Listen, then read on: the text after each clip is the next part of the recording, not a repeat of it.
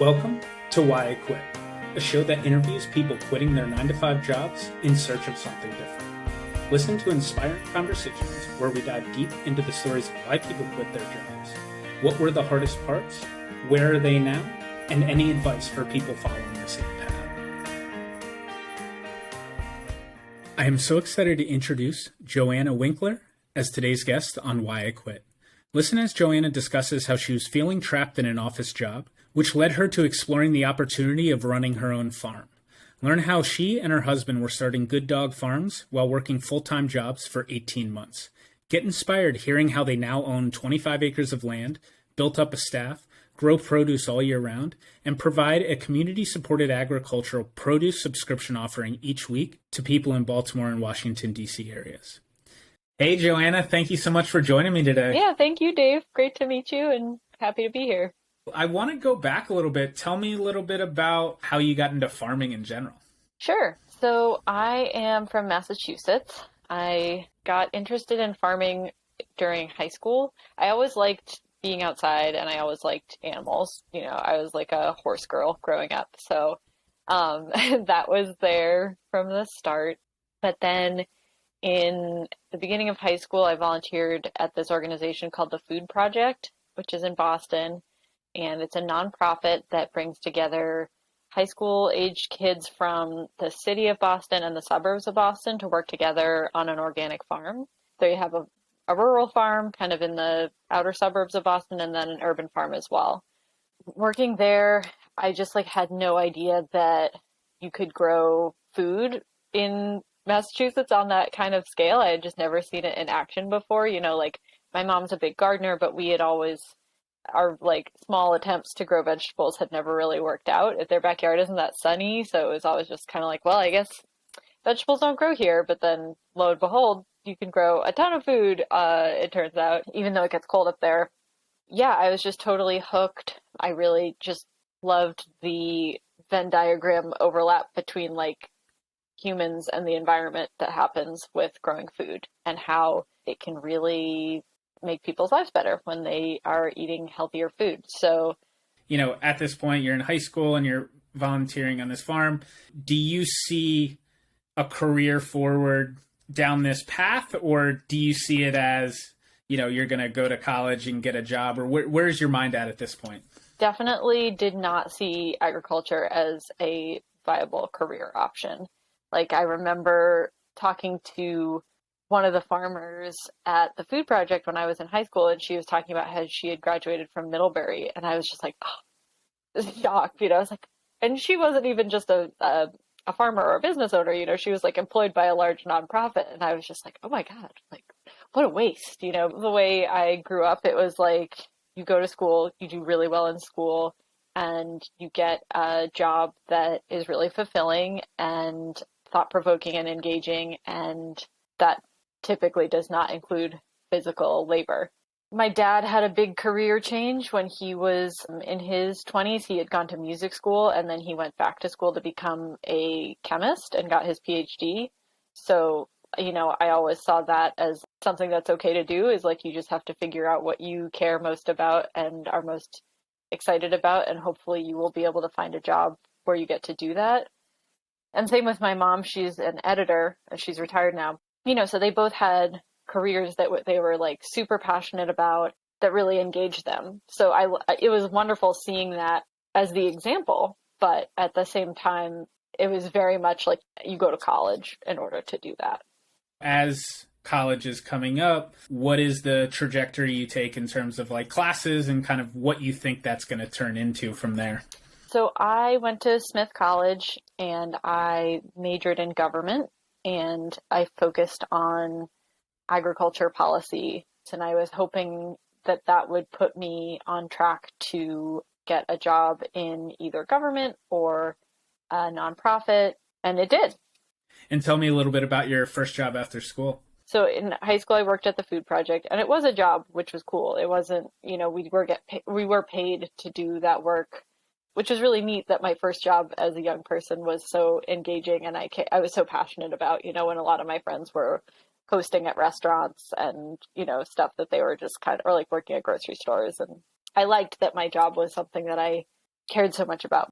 But in college, I wanted kind of a more traditional agriculture experience just to kind of see if farming was really what I wanted to do. So I worked at this large CSA farm called Bread Fire Farm, which is in Western Mass, for a summer in between college, and then I went back right after I graduated. So my parents were very stressed out about that. They were like, they had kind of wanted me to pursue something more like Teach for America. So they were kind of concerned that I was sticking with that track. And yeah, I liked it. I had a ton of fun and I learned a ton, but I also, after a while, was kind of like, okay, let me see if I do really want to engage with what I learned in school more and put that to work. And I ended up getting an AmeriCorps job here in Baltimore, which is why I moved here. And that was my first real job, even though it was an AmeriCorps job and, pays very little money. What are the specifics behind that? So it's just 1 year. I was actually working for the city of Baltimore. I was working for the Baltimore Food Policy Initiative, which is part of the Office of Sustainability, which is part of the Department of Planning. What is that transition like to be more from like working in the field and on the farm to the office? I did not like it. I did not. Yeah. So I did my AmeriCorps job and then I continued on staff position for, I think, 9 months or so afterward. And then worked at another nonprofit after that. Yeah, I did not like it. It made me feel very trapped being in an office, especially because I felt like I maybe didn't have as much on my plate as other people did who had more experience and more responsibilities. I felt like there was a lot of time where I was just kind of like waiting for someone to tell me what to do or waiting for someone to email me back. And I was like, okay, so do I just sit here? Like, what do I don't know. I still don't understand how office jobs work. I think they're still kind of mysterious to me. And so at this time, are you thinking of ways that you can find a career outside of the office? Are you looking into new things? Are you volunteering at a farm at this point? What does that look like? Well, I started working for another nonprofit where I worked from home. So my schedule was a lot more flexible and my job was setting up educational events on farms. So I got to go to a lot of farms and see a lot of farms. It kind of got me thinking, because even though I had worked on a big farm, I had no idea how anything worked there. I was like a very small piece of this huge puzzle, and I was able to see all these other farms that were different sizes, producing lots of different things. And I was like, oh, well, maybe I could do this myself. This seems like something I'm interested in. At that same time, and while I was still working in the city, I was working at a farm in the city called the Cherry Hill Urban Garden. So I was very involved with the urban agriculture movement in the city and helped out with the Farm Alliance of Baltimore. I was very involved with that organization as well. And I served on the board at a certain point. I also did a farmer training program. That was like 1 day a week of working on somebody else's farm. I was also planning on going to graduate school, and I applied and got in. And then I think the main thing that made me change my mind was that I talked to a professor who was like, well, the job you have now is very much the kind of job you would be doing with this degree. And I was like, well, I guess I shouldn't get this degree then, Do you have dreams of running a farm at this time? Is this idea in your head, or does that come later for you? Well, it was also around that same time that I met my now husband, and he was very much on that track. So he was also working at a nonprofit farm in the city. That was his full-time job, and learning a lot and getting to use a lot of other people's tools and equipment, which is a great way to learn. Very much thinking like that's what he wanted to do. And I was kind of starting to think that way myself. In fact, I was like kind of trying to look at growing spaces. We hadn't been dating for that long, and he was kind of like, maybe just slow down, because this is something I'm interested in too, and like, let's see if this is maybe something we want to do together at a certain point. Was there a specific moment when both of you were ready to make the leap, and then it was, okay, we need to find the land and figure out how to make this work? Or was there a piece of property that popped up and then you were like, this is the one, now's the time? So yeah, it was actually 3 of us to start. So we started it with our friend. Yeah, it was the winter of 2015 into 2016 that we kind of started scheming. We really only looked at two places. We looked at a place in Virginia that we wasn't going to be the right fit, and then we found the land that we started on that I had actually reached out to the landlord prior when I was initially looking at land.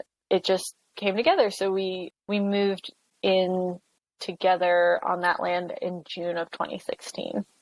Were you both full-time ready to make this work? Were you still working jobs at the same time too? Or what did that transition look like?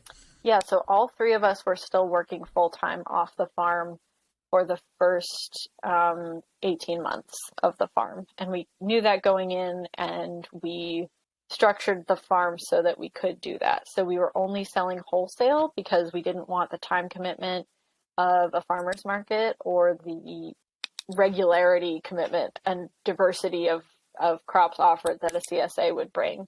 So we were just like, we'll grow these few things. We'll see how it works out. We know we have customers who are interested in them. And how was that process between working a full-time job and setting up and running a farm? I mean, that must have been some crazy hours you were all working, right? Yeah, it was a lot. I think I've blocked out a lot of it. I can't really it doesn't seem that crazy now, but like it definitely was, a lot of headlamps in play. I was working from home, so that made it a little more flexible. Although at a certain point, I worked at a fermentation company.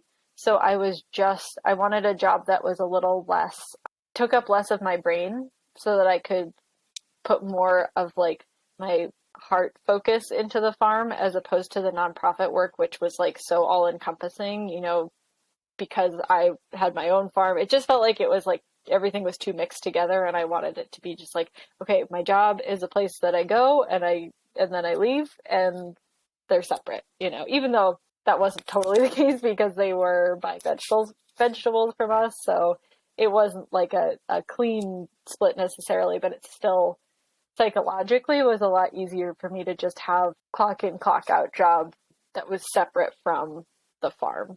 Although looking back on it, I'm kind of like, man, why didn't I keep that higher paying job for longer that had really flexible hours? But it all worked out. I'm curious, did you have a plan of the 18 months was the timeline to give you enough time to get it set up and then fully make the leap? Or did you have like a goal of like, oh, we need to make a certain amount of money to be financially stable enough to now feel comfortable enough to take the leap to go at this full time? I'm trying to remember if we had like a number in mind. I think it was that Brian left his full-time job after those 18 months or so. So at the beginning of the 2018 growing season, and I was still working full-time off the farm. We just got to a point where we saw in our numbers that like we could make up the difference in the loss of his salary with vegetable sales. So we were kind of waiting to get to that point. We also were willing to take on debt because there are some really great loans out there for farmers that are through the USDA that are extremely low interest. So that was always something that was part of our plan as well, because we were unwilling to start as small as we would have needed to in order to start without any sort of capital, because we didn't have any capital to invest. And also because, we were three friends, it was kind of like a non-traditional situation. So I think that kind of facilitated us wanting to keep it pretty like low personal money investment. I know a theme that comes up a lot in this show is people talking about, what their expectations are when they like make the leap versus like what the reality actually is of it. When we're starting up the farm and, began running it, was it what you expected? Was it harder? Was it different? There were definitely some moments that were so intense and stressful that I was just like, this can't really be happening, can it? Like, things can't be going this wrong, can they? Like whether it was a crop failure or weird, tensions with our landlord or just things like that. It's like putting on a performance or something, like you're putting yourself out there when you're putting what you're producing out into the world. And it's, as a kind of shy person, I think that was hard to wrap my head around, for sure. That was, yeah, not something that I really saw coming. It's interesting, earlier you're saying how, kind of that office job is still very mysterious to you. I feel like on the same way for me, I have no idea what a, day to day looks like on the farm. Can you just give us an understanding of what does that look like? When do you start? When do you finish? What are your average hours that you're doing for a week, and what's your typical day look like? Sure. So now we have staff at the farm. Yeah, I quit my job in 2019, and then 2020 we had staff, and 2021 we had even more staff. So my job has changed a lot throughout those years. When it was just Brian and I, or just Brian, it was it's a lot of harvesting. Harvesting is definitely the most time-consuming piece of the farm and what our staff works on the most. Now my job has a lot more admin behind the scenes pieces to it, but I'm still in the field a good bit, and also in our washing packing area. That's kind of my domain a lot of the year. We typically in the peak season will start at 7. Other times of year we start closer to 8. Our staff works 8.5-hour days, and we typically work a couple hours on either side of that, depending.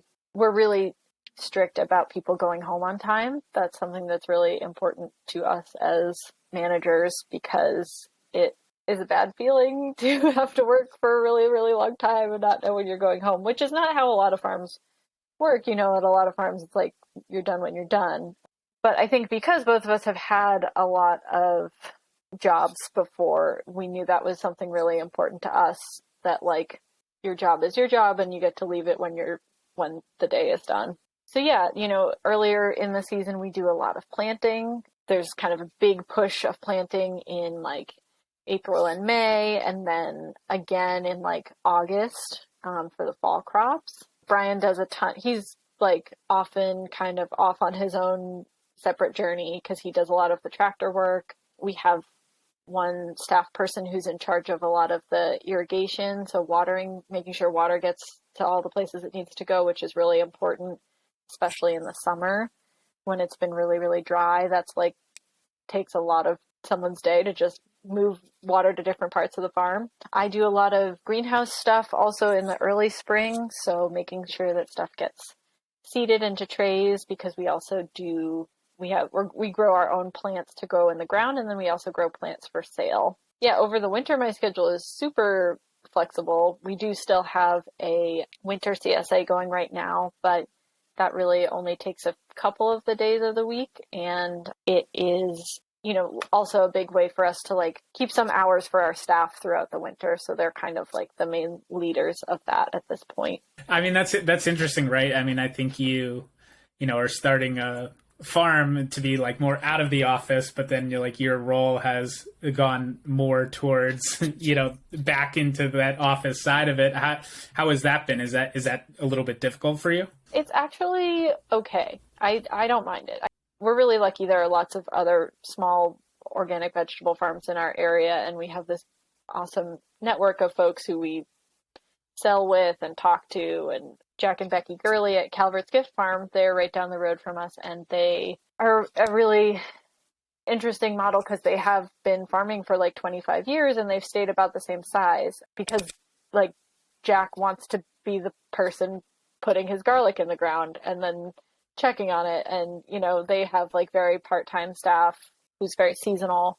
Whereas, we would really like to have a farm that employs people year round, and with people having their own leadership roles and their own autonomous areas. So I think it's just part of the business that we want to have eventually. And so I'm pretty okay with it. I mean, also my body is not person in their early 20s body anymore. So I was dealing with some injuries this year, and I was thank God that we have such great people working with us who can shoulder the load, and we are, hoping to start a family soon. So that's something we think about too, is like we don't want to be working crazy bananas hours all the time. We want to have a farm that other people can be a part of and help with.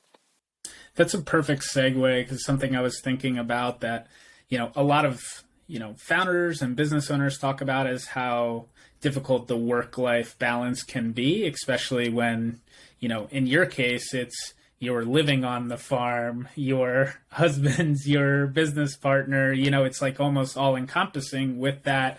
How are some ways that you're able to balance, the work and the life side of it together? Something, even when we were working like full-time jobs and working on the farm, we always kept one day off per week. We always kept Sundays as like our no farm day. Of course, if something, got to water the greenhouse, you got to do the little things. And if something comes up, you're not going to be like, well, it's Sunday, we can't do it, but we did our best to kind of preserve Sundays as time for ourselves. I think that set us up for continuing to pursue that as we've grown as a farm and as we've both become full-time there. For me, it is not as hard as it is for Brian. I'm not going to totally speak for him, but I think because he is really the production manager, he has such a vision of how everything is fitting together. And if something is not going well, it's difficult to step away from that because it is our livelihood. So, for me, maybe I have a little bit of like ignorance is bliss sometimes.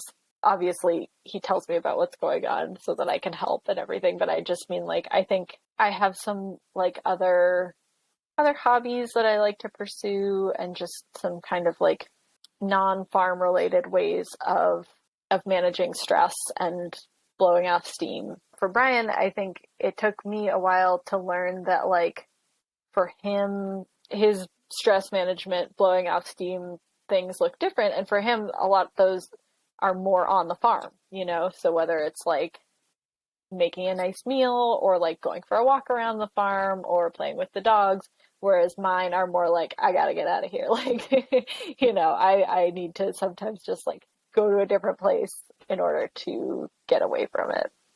What is one piece of advice that you would give someone that's like thinking about quitting their job or like thinking about moving into a different career? I know like for you specifically, it was neat to see how, you were passionate about the farm side and then, didn't know if you could turn it into a career, and then now you're running your own farm.